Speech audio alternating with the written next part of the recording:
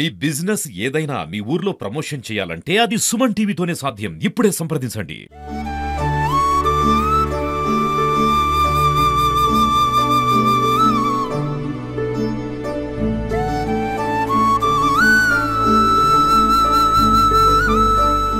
Welcome to Suman TV Warangal. వరంగల్లోని చారిత్రక భద్రకాళి దేవాలయంలో నిజానికి నిర్వహణ పద్ధతిలో ఏం జరుగుతుందనే ప్రశ్నలు ఒక శతకోటి ప్రశ్నలు తలెత్తున్నాయి. ఎందుకంటే ఆగమ శాస్త్రానికి విరుద్ధానికి దానికి సంబంధించి నిజానికి రేపు ఆదివారం రోజు 22వ తేదీన బోనం సమర్పించాల్సి ఉండే బంగారు బోనం.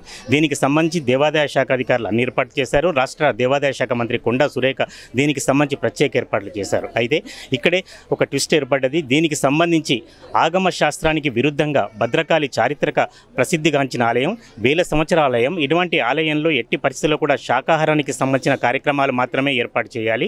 దీనికి సంబంధించి ఎలాంటి మాంసాహారం కావచ్చు, భవిష్యత్తులో జంతు బలులు కావచ్చు, ఇలాంటివి ఏవి ఉండకూడదు. ఇంకోటి, బోనం సమర్పించే ఆనవాయితీ అనేది భద్రకాళి దేవాలయంలో ఎప్పుడు కూడా లేదు అనేది చాలా వరకు అటు దీనికి సంబంధించిన ఆగమశాస్త్ర పండితులు కావచ్చు, కొంతమంది అధికారులు కావచ్చు, లేకపోతే భక్తులు కావచ్చు, ధర్మకర్తలకు సంబంధించిన కాకుండా ఇంకా చాలామంది కూడా దీనికి సంబంధించి అభ్యంతరాలు లేవనెత్తారు. ఇది ఒక వివాదమైంది.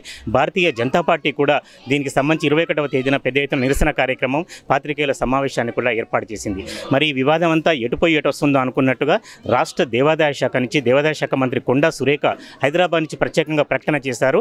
ఎట్టి పరిస్థితుల్లో కూడా బంగారు బోనం ఇప్పట్లో సమర్పించాం, కానీ కొద్ది రోజుల తర్వాత మాత్రం ఈ కార్యక్రమం చేపడతామని మంత్రి స్వయంగా ప్రకటించారు. దాంతో ఆదివారం జరగాల్సిన కార్యక్రమం బంగారు బోనం సమర్పించే కార్యక్రమం వాయిదా పడింది. నిజానికి ఎందుకు ఈ అధికారులు ఈ నిర్ణయం తీసుకున్నారు? దీనికి సంబంధించిన ధార్మిక సలహాదారు సలహాతో తీసుకున్నారా, లేకపోతే అధికారులే సొంతంగా తీసుకున్నారా? రాష్ట్ర దేవాదాయ శాఖ మంత్రి వరంగల్కు సంబంధించిన వ్యక్తి ఉండి ఈ బోనాలు సమర్పించే కార్యక్రమాన్ని ఆమె చేపట్టారనేది ఎవరికి కూడా ఇంతవరకు సమాధానం దొరకలేదు. మరోవైపు ధర్మకర్తలకు మండలికి సంబంధించిన అంశం కూడా అలాగే వెలుగులోకి వచ్చింది. కొద్ది సంవత్సరాల తర్వాత ధర్మకర్తల మండలిని ఏర్పాటు చేశారు. మరోవైపు శనివారం రోజు ఉదయం 11:30 గంటలకు దేవాదాయ శాఖ మంత్రి కొండా సురేఖ ఆధ్వర్యంలో ఈ కార్యక్రమం జరగాల్సి ఉండే. మరోవైపు 11:30 నుంచి చివరకు ఒకసారి 4 గంటలకు ఏర్పాటు చేశారు. 4 గంటలకు ఏర్పాటు చేయాల్సిన కార్యక్రమం మంత్రి హాజరు కాకుండా స్థానిక శాసనసభ్యులు నాయన్ రాజేందర్ రెడ్డి సమక్షంలో దాదాపు హడావిడిగా 3 గంటలకే పూర్తి చేశారు. మరి ఈ తేదీల మార్పు కావచ్చు, సమయాల మార్పు కావచ్చు, ఎందుకు చేయాల్సి వచ్చిందని అధికారులు కావచ్చు లేదా అనువంశిక ధర్మకర్తలు చెప్పాలి. ఒకవైపు ఆగమశాస్త్రానికి విరుద్ధంగా ఈ కార్యక్రమం జరగటం, మరోవైపు హడావిడిగా ధర్మకర్తల మండలి ఏర్పాటు చేసి ప్రమాణ స్వీకార కార్యక్రమం అదేవిధంగా అదే తంతులాగా కొనసాగించడం మరో జరుగుతుంది. నిజానికి మాడవీధులకు సంబంధించి కూడా అనేక వివాదాలు ఉన్నాయి. అమ్మవారి ఆలయంలో మాడవీధుల నిర్మాణం ఎట్టి పరిస్థితుల్లో కూడా జరగదు. కేవలం అయ్యవారి ఆలయంలో మాత్రమే ఇటువంటి జరుగుతాయని చాలామంది దీనికి సంబంధించిన శాస్త్రవేత్తలు చెప్తున్నారు. మరి దీనికి సంబంధించి దేవాదాయ శాఖ ఎలాంటి నిర్ణయం తీసుకుంటుందో ఒకసారి అనువంశిక ధర్మకర్త భద్రకాళి శేషును కావచ్చు, ఈవో శేషుభారతి కూడా మనకు అందుబాటులో ఉన్నారు, వారిని అడిగి తెలుసుకుందాం. ఈవో మేడం, గత వారం 10 రోజులుగా భద్రకాళి దేవాలయం ఎంత ప్రశస్తమైనదో 1-2 అంశాలు వివాదంలోకి వచ్చాయి. దానికి సంబంధించి ప్రధానంగా ఈ బంగారు బోనం సంబంధించింది. అంటే దేవాదాయ శాఖ మంత్రి నిర్ణయం తీసుకున్నారా, ఇక్కడ దీనికి సంబంధించిన ధర్మకర్తల నిర్ణయం తీసుకున్నారా, లేకపోతే కొత్త మండలి నిర్ణయం తీసుకున్నారా, ఈవో అధికారుల స్థాయిలో జరిగిందా? అసలు బంగారు బోనం మనకు సంబంధం లేదు కదా శాస్త్ర ప్రకారం అని, మీరు శాస్త్ర ప్రకారం కాకుండా జనరల్గా చెప్పండి. వరంగల్ మహానగరంలో హన్మకొండ జిల్లాలో ఉన్న అతి పురాతనమైన చారిత్రక ప్రసిద్ధిగాంచిన శ్రీ భద్రకాళి అమ్మవారి దేవస్థానంలో ఈరోజు అనగా 21/6/2025 నాడు ధర్మకర్తల మండలి ప్రమాణ స్వీకారం చేశారు. గవర్నమెంట్ నుంచి వచ్చిన ఆర్డర్స్ ప్రకారంగా, కమిషనర్ గారు ఇచ్చిన ఆర్డర్స్ ప్రకారంగా ఈరోజు 14 మంది ప్రమాణ స్వీకారం చేయడం జరిగింది. 12 మంది సభ్యులు, ఒకరు ఎక్స్ అఫిషియో, ఒకరు ఫౌండర్ ట్రస్టీ గారు.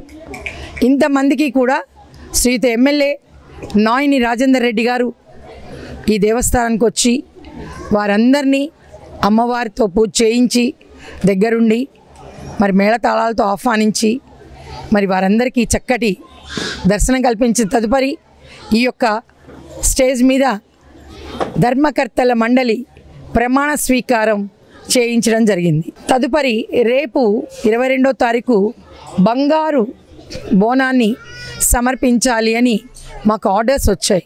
మన శ్రీయుత కొండా సురేఖ మేడం గారైన దేవాదాయ శాఖ మంత్రి గారు మన బోనాల కమిటీ సెలక్షన్స్లో, బోనాల కమిటీ మీటింగ్లో వారు కమిషనర్ గారు నిర్ణయం తీసుకున్న తదుపరి ఈ యొక్క భద్రకాళి దేవాలయంలో కూడా బోనాలు ఏర్పాటు చేయాలనే ఉద్దేశంతో మహంకాళి దేవాలయం లాల్ దర్వాజా నుంచి మరి వారు ఇక్కడికి వచ్చి బంగారు బోనాన్ని అమ్మవారి మేడం గారి చేతుల మీదుగా సమర్పించాలనే సంకల్పం ఆ యొక్క మీటింగ్లో జరిగిందని, ఆ తదుపరి మనకు కమిషనర్ గారి నుంచి ఉత్తర్వులు రావడం జరిగింది.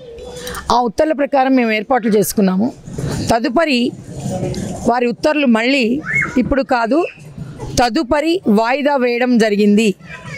బంగారు బోనం కార్యక్రమం వాయిదా వేయడం జరిగింది అని హెడ్ ఆఫీస్ నుంచి మరి ఎండోమెంట్ సెక్రటరీ నుంచి కూడా మాకు తెలియపరచడంతో ప్రస్తుతం వాయిదా వేయడం జరిగింది.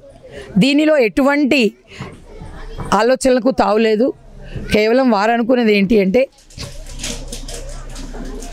బోనమును మాత్రమే, అమ్మవారికి బోనం మాత్రమే బంగారు కలశంలో సమర్పించాలని నిర్ణయించుకున్నారు.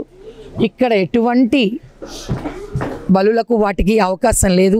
ఇదంతా కూడా వైదిక స్మార్త ఆగమ పద్ధతి ప్రకారం వేద పారాయణాలతో, చండీ హోమాలతో, నిత్యము జప పారాయణాలతో, సప్తశతీ పారాయణతో విలసిల్లుతున్న ఈ దేవాలయం, ఈ శక్తి క్షేత్రంలో అటువంటి ఆలోచనలు ఎవరికీ లేవు. పెద్దవారు కూడా ఎటువంటి ఆలోచన తీసుకోలేదు. మా మినిస్టర్స్ కానీ మా ఆఫీసర్స్ కానీ ఈ విషయంలో ఎటువంటి చెడు ఆలోచనలకు తావులేదు. ఎందుకంటే బాస్ ఈజ్ బాస్, భద్రకాళమ్మ మాకు బాస్. ఆ తల్లి నిర్ణయం ప్రకారమే జరుగుతుంది. చెడు అయితే ఎట్టి పరిస్థితుల్లో జరగదు. రైట్, ఒక మాట చెప్పండి. తల్లి నిర్ణయం ప్రకారం జరుగుతుంది. అధికారులు మంత్రి జోక్యం ఏం లేకుండా మీరు ఒక ప్రైమరీ నివేదిక ఇచ్చారు. మీరు ఈవో, మీరు ఇక్కడ బాస్. దీనికి సంబంధించి అసలు గతంలో ఎప్పుడు కూడా ఏ శాస్త్ర ప్రకారం కూడా బంకాళి బోనాలకు సంబంధించి తరహాలు ఇక్కడ చేయలేదని మీరు ఎందుకు నివేదిక ఇవ్వలేదు? మా అర్చక స్వామి మాట్లాడారు, ఇంతకుముందు బోనాలు లేవండి ఇక్కడ అని చెప్పారు. అయితే ఇది కేవలం మేము సమర్పించడానికి వస్తున్నాము. అమ్మవారికి బంగారు పాత్రలో పరవాన్నాన్ని వండుకొని తెచ్చి అమ్మవారికి సమర్పించాలని వస్తున్నాం, అంతే తప్ప వేరే లేదని ఆ యొక్క మీటింగ్లో చర్చ జరిగిందిట. వాళ్ళు యాక్సెప్ట్ చేశారు, వాళ్ళు ఆర్డర్ ఇచ్చారు. మేము కింద వాళ్ళం, పైనుంచి ఆర్డర్ ఇస్తే సరే ఇంప్లిమెంట్ చేద్దాం అనుకున్నాం. ఓన్లీ బోనం. అంటే ప్రజల ఒపీనియన్ కానీ, సంఘాల ఒపీనియన్ కానీ, పార్టీల ఒపీనియన్ కానీ ఇవన్నీ ఏమైనా పరిగణలోకి తీసుకోవడానికి మీరు ఏమైనా అవకాశం కల్పించారా అధికారులకు? అంటే నాకు పైన ఆఫీసర్స్ ఎట్లా చెప్తే మేము అట్లా ఫాలో అవుతాం. చివరిగా చెప్పండి, ధర్మకర్తల మండలి సరే చాలా సంవత్సరాల తర్వాత ఏర్పడ్డది. ఉదయం 11 గంటలకు అని చెప్పారు, తర్వాత సాయంత్రం 4 గంటలకని ప్రకటించారు, తర్వాత 3 గంటలకు జరిగింది. అంటే మంత్రి ఎమ్మెల్యే మధ్యలో సమన్వయం సంబంధించిందా, అధికారుల లోపమా, లేకపోతే ఆ ప్రచారానికి సంబంధించిన సరి అయిన ఏర్పాట్లు చేయలేదా? అన్ని ఏర్పాట్లు జరిగాయండి. మేము 11:30కే అనుకున్నాము. అనుకున్నది కొంచెం ఈ డిజైనింగ్ అంతా చేస్తున్నారు కదా, డెకరేషన్ వల్ల ఒక అర్ధగంట లేట్ అయింది. 12:30 కల్లా స్టార్ట్ అయిపోయింది. ఎమ్మెల్యే గారు వచ్చారు, స్టార్ట్ అయింది. బంగారు బోనం గత వారం రోజులుగా సమర్పిస్తున్నారనే ప్రచారం జరిగింది. అకస్మాత్తుగా ఎందుకు వాయిదా వేస్తారు? దీనికి ఏమైనా శాస్త్ర నియమాలు ఉన్నాయా, లేకపోతే అధికారిక పరంగా నిర్ణయమా? తెలంగాణ దేవాదాయ ధర్మాదాయ శాఖ ఒక విస్తారమైన, ఒక సమర్థవంతమైన అధికారిక యంత్రాంగం. కమిషనర్ గారు హైదరాబాద్ లాల్ దర్వాజా సింహవాహిని దేవాలయం వారు అమ్మవారికి బోనం సమర్పించడానికి వస్తున్నారు. మినిస్టర్ గారు కూడా దాంట్లో పాల్గొంటున్నారు కాబట్టి అరేంజ్మెంట్స్ చేయమని చెప్పారు. ఈవో గారు ఆ దిశగా కమిషనర్ గారి ఉత్తర్వుల మేరకు ప్రెస్ మీట్ పెట్టడం, పోస్టర్లు కొట్టించడం, కరపత్రాలు కొట్టించడం, ఇట్లాంటివన్నీ వారి సూచనల మేరకు, దేవాదాయ ధర్మాదాయ సూచనల మేరకు, శాఖ సూచనల మేరకు జరిపారు. అక్కడ అంతే కదా. ఇది దేవాదాయ శాఖల పరిధిలో ఉన్నప్పటికీ మీరు అనువంశిక ధర్మకర్త, శాస్త్ర పారంగతులు. ఇటువంటి పరిస్థితుల్లో చాలామంది అభిప్రాయాన్ని మీరేనా నివేదించారా? ఇది మన దానిలో లేదు బోనం అనేది ఉందా? నహి సర్వ సర్వం జానాతి. ప్రతివాడు సర్వం తెలుసుకోలేడు. మాకు అనుచానంగా వస్తున్న శాస్త్ర విషయాలు, ఇక్కడ నెలకొనే ఉన్న సంప్రదాయాలు, మా పరంపరగా వస్తున్నవి, ఆలయాల్లో అనుచానంగా వస్తున్నవి, మా పూర్వీకులు పాటించినవి మేము పాటించుకుంటూ పోతున్నాం. ఏదైనా ఒక ఉత్సవం, శాకంబరి ఉత్సవం వచ్చింది. శాకంబరి ఉత్సవం ఏమిటి? 1967లో 7 ఏళ్ల కరువు వచ్చింది. ఒక్క చుక్క నీళ్లు భూమండ 7 ఏళ్ళు. అప్పుడు మా తండ్రి గారు ప్రఖ్యాత వేదశాస్త్ర పండితులు గణేష్ శాస్త్రి గారు స్థానికంగా ఉన్న పండితులందరినీ పిలిపించారు. ఒక సమావేశం ఏర్పాటు చేశారు. కరువు విలయతాండవం చేస్తుంది. మరి ఏం చేద్దాం? నాకు సప్తశతి ఏకాదశాధ్యాయంలో తతోహమఖిలం లోకం ఆత్మదేహ సముద్భవై భరిష్యామి సురాశ్చాకైరావృష్టే ప్రాణధారకై అని ఆ 2-3 శ్లోకాల తీసుకొని ఒకసారి 100 ఏళ్ల కరువు వచ్చినప్పుడు మునులంతా నన్ను స్తుతిస్తే నా శరీరం నుండి వచ్చిన అన్నపానామృత ఫలములు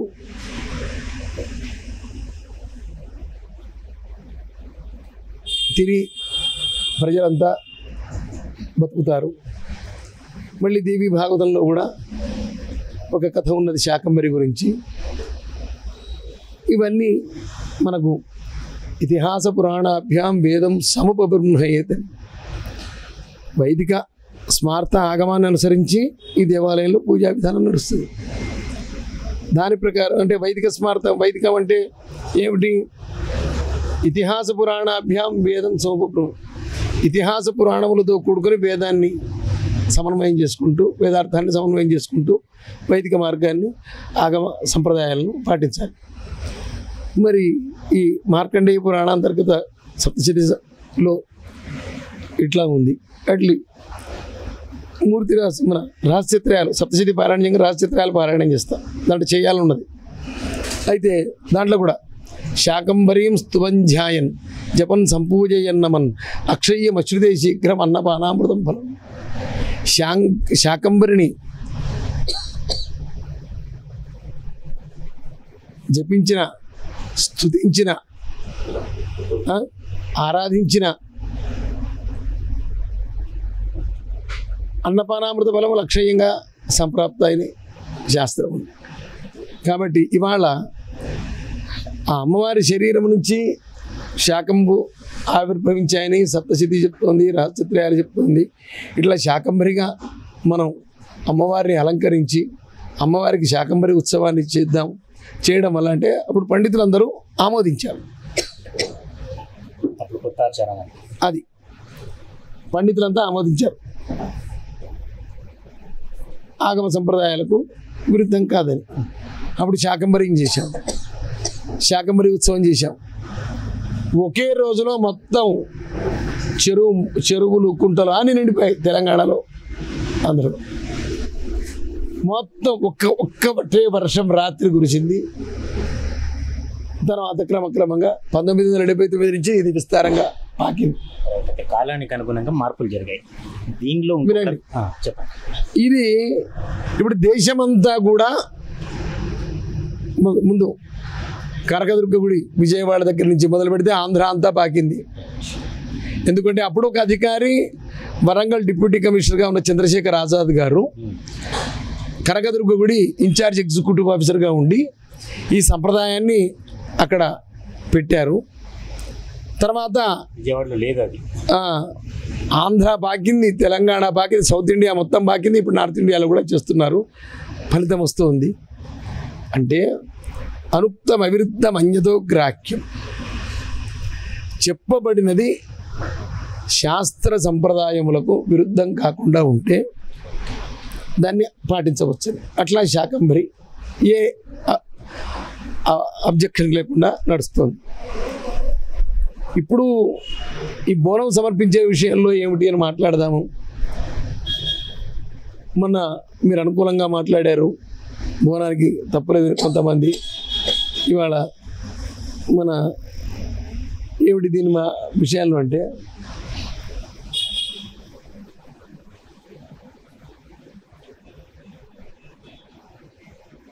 ఎంతోమంది గుళ్ళో మేము మడిగా వండుతాం అన్నం. ఆ అన్నాన్ని మేము అమ్మవారికి జరిగే పూజ కాలంలో ఆ అమ్మవారికి నైవేద్యం పెడతాం, తర్వాత భక్తులకు ప్రసాదంగా వినియోగిస్తాం. ఇది కొంతమంది భక్తులే స్వయంగా తెచ్చుకుంటారు పులిహోర, వాళ్ళు మా చేతికి ఇవ్వరు, వాళ్ళ చేతి కూడా వాళ్ళే నైవేద్యం పెట్టుకుంటారు, పోతూ ఉంటారు. వాళ్ళు వస్తారు, మేము గర్భగుడిలోకి తీసుకెళ్ళాం, అక్కడే నైవేద్యం పెట్టుకుంటారు, పట్టుకెళ్ళిపోతారు. మహాకాళి టెంపుల్లో కూడా అట్లాగే చేస్తున్నారు అని తెలిసింది. మహాకాళి టెంపుల్లో కూడా భక్తులు పట్టుకొస్తారు, బోనం పట్టుకొచ్చుకుంటారు, ఇది చేస్తారు. అది కేవలం బెల్లం అన్నమే ఉంటుంది, మీద బెల్లం పానకం ఉంటుంది, మీద దీపం ఉంటుంది. వాళ్ళు తీసుకుంటూ ఉంటారు, చేసుకుంటూ పోతూ ఉంటారు. కావచ్చు మాకేం దానివల్ల ఇప్పుడు ఎంతమంది అని మేము దాని గురించి మేము వ్యతిరేకత వ్యక్తం చేయకపోవచ్చు. తర్వాత ఏమిటి, బోనాల సంప్రదాయంలో ఏమిటి, బోనం ఎత్తుకొని వస్తూ ఉంటే చతుష్పథాలలో మన త్రిపథాలలో 3 బాటలు 4 బాటలలో ఒక కోడిని కోస్తారు, ఒక గొర్రెను కోస్తారు. మరి రేపు అదే అవుతుంది. ఎట్లా అంటే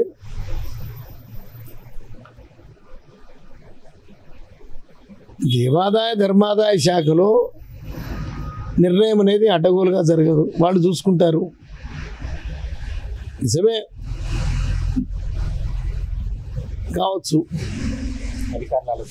అధికారులు ఆలోచించాలి. అంతేగాని అయినా కానీ ఇది మంత్రి గారు చేస్తున్నది కాదు. వాళ్ళు దర్వాజా వాళ్ళు మహంకాళి టెంపుల్ వాళ్ళు బోనం ఎత్తుకొని వస్తున్నామంటే ముఖ్య అతిథి గారు అంటే సరేనా అంటూ ఉండొచ్చు, అన్నది కావచ్చు. మన వీళ్ళు మంత్రి గారు వస్తున్నారు, రాష్ట్ర మంత్రి గారు వస్తున్నారు కాబట్టి అరేంజ్మెంట్స్ చేయండి మీరు అని వాళ్ళు చెప్పచ్చు. ఏది ఎందు అంతే తప్ప ఈ వ్యవహారంలో ఇంకా వేరే ప్రమేయాలు ఏమీ ఉండవు.